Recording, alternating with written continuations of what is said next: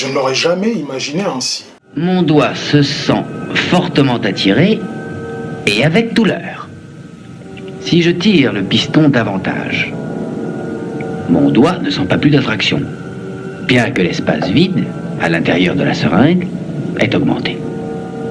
Si j'ôte le doigt, l'eau, contre sa nature qui est de couler par la plus forte pente vers le bas, l'eau monte dans la seringue, et avec violence. J'en conclus que le vide existe, et que l'air, par son poids, fait monter l'eau dans la seringue où le vide s'est fait. Ça, c'est un extrait du film Blaise Pascal, produit en 1972, qui retrace une partie de la vie du savant. Comment un homme qui avait tout pour échouer a pu devenir l'un des pères fondateurs des sciences d'aujourd'hui?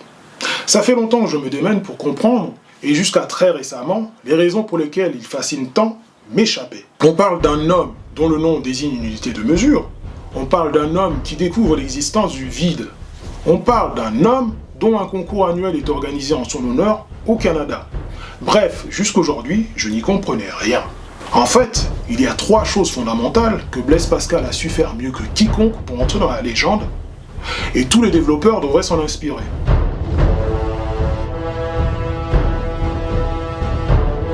C'est le lundi 19 juin 1623, dans la ville de Clermont en Auvergne, que le petit Blaise Pascal naît. Un enfant chétif qui multiplie les crises de convulsions, sa santé est si fragile que personne n'aurait parié sur sa survie. Malgré cette invalidité, l'enfant grandit tant bien que mal. Étienne, son père, un homme des sciences, doté en principe d'un esprit rationnel, pense que son fils est possédé.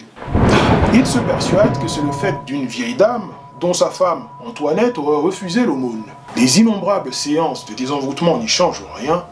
Bien au contraire, l'état de l'enfant se dégrade toujours davantage.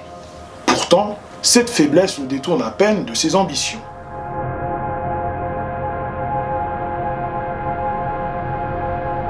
Comme s'il ne suffit pas que ce bambin pâtisse d'une santé incertaine, le petit Blaise Pascal perd sa maman alors qu'il n'est âgé que de 3 ans. Un drame qui le submerge dans un chagrin inconsolable. Seulement, il n'obtient pas de son père l'attention qu'il désire. C'est pourquoi il entretient une relation particulière avec Jacqueline, l'une de ses sœurs qui l'apaise durant ses innombrables moments de supplice. Cette dernière joue le rôle de sa maman, celle qui est partie beaucoup trop vite. À l'inverse des autres enfants, il ne va pas à l'école et sa famille vit recluse, loin de toute interaction sociale. Son père se charge personnellement de son instruction ainsi que de celle de ses 2 sœurs. Il a à cœur de leur inculquer réflexion et confrontation d'idées. C'est sans doute en l'écoutant converser avec différents experts que le petit Blaise Pascal développe un insatiable appétit à la résolution de problèmes scientifiques.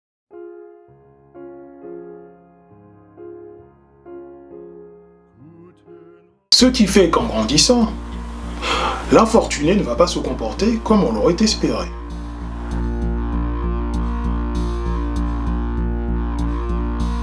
On dit souvent qu'avec le temps, les plaies se pansent. Ce n'est visiblement pas le cas pour Blaise, puisqu'en 1631, après le déménagement de la famille pour Paris, il se renferme sur lui-même, il devient taciturne, voire associable. Il développe une haine à l'égard des humains. Son unique réconfort réside dans la rédaction de traités scientifiques. Ainsi publie-t-il, à peine âgé de 11 ans, un traité sur le son. Étienne, qui s'aperçoit de la précocité de son enfant, n'hésite pas à le présenter à différents savants afin de stimuler davantage sa curiosité. Bonjour. Bonjour. Qui parle donc? Le grand Descartes. Voici un jeune homme qui, entre tous, vous a écouté et suivi avec la plus grande attention. Et qui est-il? Il est le fils d'Étienne Pascal, et il nous a émerveillés par ses travaux et ses idées, et entre toutes choses par quelques très belles expériences sur le vide. Puisqu'il déteste tant les gens, il se consacre totalement à l'analyse. Ainsi publie-t-il, devant l'institution qui deviendra l'Académie française, un traité sur les coniques, le fameux théorème de Pascal. C'est l'un des rares passages où son père présente de l'attention à son égard. En 1641, alors que son père est nommé surintendant de Haute-Normandie, sa santé se dégrade fortement. Il est victime d'évanouissement et de fortes nausées. Son état est tellement critique que le bas de son corps reste paralysé. Je ne puis me lever, mon père. Jacques, apporte l'eau de vie. Mais que faites-vous donc? Le cuir des bottes trempé d'eau de vie ne fait pas que s'assouplir. On doit lui tremper les jambes dans de l'eau de vie pour pouvoir les mouvoir. Les médecins et les sorcières défilent au foyer, Mais rien n'y fait. Pour se soulager et penser à autre chose, Blaise Pascal s'engage dans un nouveau défi, un challenge où on ne l'attend pas forcément. En Normandie, le travail de son père consiste à collecter les impôts, une tâche qui nécessite d'effectuer de nombreux calculs. La gabelle restera inchangée. Veuillez calculer les tailles. Mais il n'a pas participé à la révolte. Laissons cela, je vous en prie, à calculer. Et pour l'aider dans ses opérations, Blaise Pascal se lance dans l'élaboration d'un appareillage. Il travaille d'arrache-pied avec les horlogers pour concevoir la mécanique de son appareil à calculer. Le dispositif est similaire à celui des horloges, il est composé d'engrenages et de roues dentées. L'inscripteur fait bouger l'arbre de transmission. Celui-ci fait tourner la roue dentée de l'afficheur et alors le tambour afficheur. En plus, il y a sur l'arbre de transmission une roue à enclencher. En 1645, après 3 ans de gestation, il met au point 50 prototypes de la Pascaline. Il s'agit du nom de sa machine. Blaise Pascal est la seule personne de son époque à élaborer une machine à calculer fonctionnelle. Et par ailleurs, il obtient de la part de Louis XIV l'exclusivité en France, c'est-à-dire qu'il est le seul à pouvoir vendre une telle machine dans le territoire français. Je l'ai inventée pour vous, mon père. Elle vous épargnera beaucoup de travail dans vos comptes.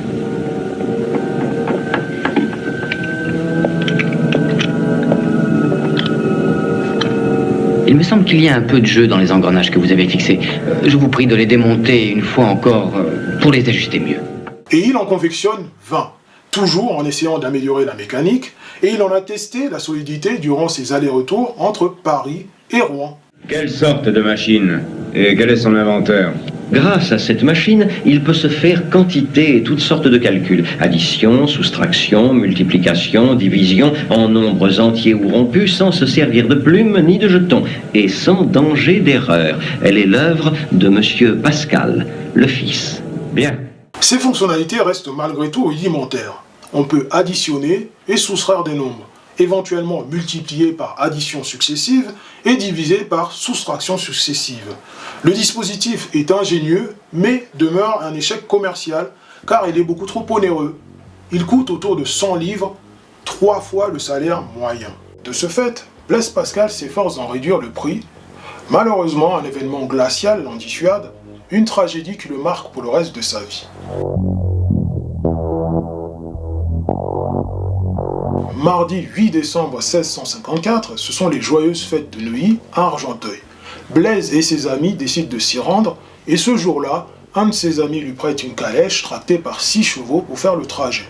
Mais voilà, arrivé aux abords du pont de Neuilly, un drame se produit. En effet, la passerelle est composée d'une plateforme en bois peu sécurisée, et malencontreusement, 2 des chevaux qui tirent la voiture profitent d'un pan sans balustrade pour basculer dans le vide. Blaise Pascal se voit perdre la vie. Et fort heureusement, les câbles qui tiennent les chevaux se rompent et la voiture reste sur le pont in extremis. Tous les passagers sont indemnes, mais voilà. Blaise Pascal semble envoûté et ne se remettra jamais de cet accident car elle sonne le glas de sa vie d'avant. Certitude. Certitude. Sentiment. Joie. Paix. Ce drame le traumatise à tel point qu'il le résout à se consacrer entièrement à la théologie, ainsi qu'à une vie d'ascète. Quelques années après l'incident, la santé de Blaise Pascal poursuit son déclin. Pourquoi ne m'avez-vous pas attendu? Pourquoi l'aurais-je fait? Suis-je donc indigne de travailler de mes mains? Je viens de l'apothicairie où Monsieur Justeau a confectionné cet onguent. Il faut que je vous l'applique. Au mépris de l'acharnement d'officiers de santé à vouloir le traiter, Blaise Pascal, celui qui supporte ce corps depuis le berceau, entrevoit le grand voyage. Ainsi expire-t-il son dernier souffle un samedi matin du mois d'août de l'année 1662.